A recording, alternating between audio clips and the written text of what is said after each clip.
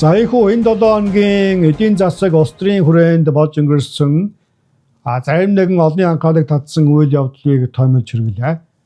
За мэдээний төгсгөлд энэ 7 хоногт мөн олонний анхаарлын төвд байсан буддийн шашны лам нарын төлөөлөл их тайвны төлөө явган аялал хийж энэхүү аялал амжилттай өрнөсөөр Вашингтон дэсийн хотод хүрэлцсэн гэсэн тухай товч мэдээллийг тоомлон хүргье.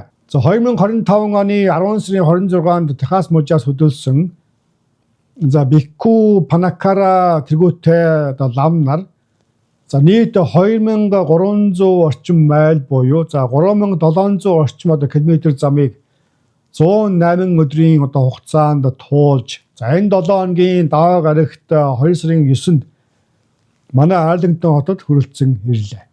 За тус явган аялал нь бол дэлхийн нийтийг эв нэгдэлд уриалж улмаар нийгмийн эв нэгдлийг хангах гол хүчин зүйл нь хувь хүний гэгээрэл дотоод амар амгалан юм гэдэг. За үүнд хүрэх цорын ганц үнэн арга зам нь бол бясалгал юм гэсэн үзэл санааг нийтэд сурталчлаа. За мөн буддийн шашны Весак буюу бидний мэддгээр бурхан багшийн их дүүсэн өдрийг холбооны улсын албан ёсны бүх нийтийн амралт болгохыг уриалж байгаа утгатай юм байна.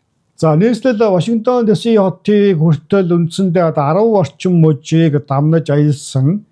За эдгээр лам нарын явган аялал бол үндэсний хэмжээнд анхааралд орж олонний нэр нөлөө бүхий хүмүүс тухайлбал Нэнси Пелоси, Хаким Жеффрис нарын улс төрчид ингээд цаашлаад Далай лам зэрэг дэлхийн нэр нөлөө бүхий хүмүүсийн талархал дэмжлэг хүлээсэн арга хэмжээ болсон тухай хэвлүүдээр онцлон мэдээлж байна.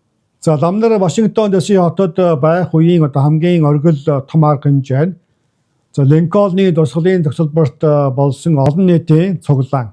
За энэ үеэр бурхан багшийн их дүүсэн өдрийг холбооны улсын албан ёсны амралт болгохыг уриалсан байна.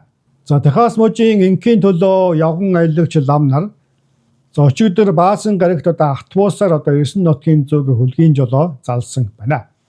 За эдгээр явган аялагч лам нарыг товчхон танилцуулахад бол Техас мужийн Форт Уорт хотдох Хуан Дао Випассана Бивана гэх буддийн төвийн лам нар бөгөөд анх 20 ламын бүрэлдэхүүнтэй мөн Алохо гэх нохоотойгоор аяллаа эхлүүлж байсан байна.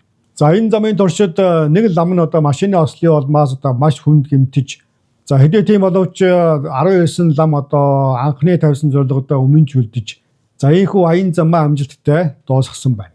За мөн Алако нэртэй нохоо мөн аян замын явцад гэмтэж мөн мэд засалд орж эмчлүүлсэн тухай аялын ахлагч нь телевизийн ярилцлагад ярьсан байна.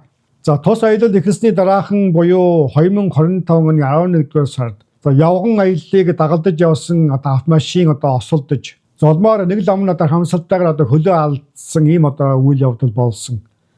За үүний улмаас даруухан эхэлсэн энэхүү явган аялал дэлхийн нийтийн анхаарлын төвд орж олон нийтийн зүгээс маш олон сая хүний зүгээс дэмжлэг хүлээсэн ийм арга хэмжээ болж өнгөрлөө.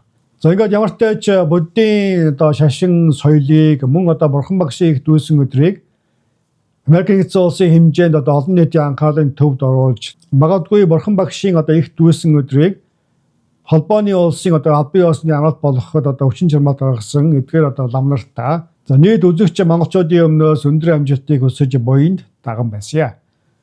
Ийхүү 7 хоногийн той мэдээгээ өргөлээ. Дараа 7 хоног бол үндсэндээ монголчуудын уламжлалт сар шинийн баяр төхөөж байна. Тиймээс нийт үзэгч монголчууд та бүхэндээ гал морин жилийн сар шинийн мэндийг хүргье.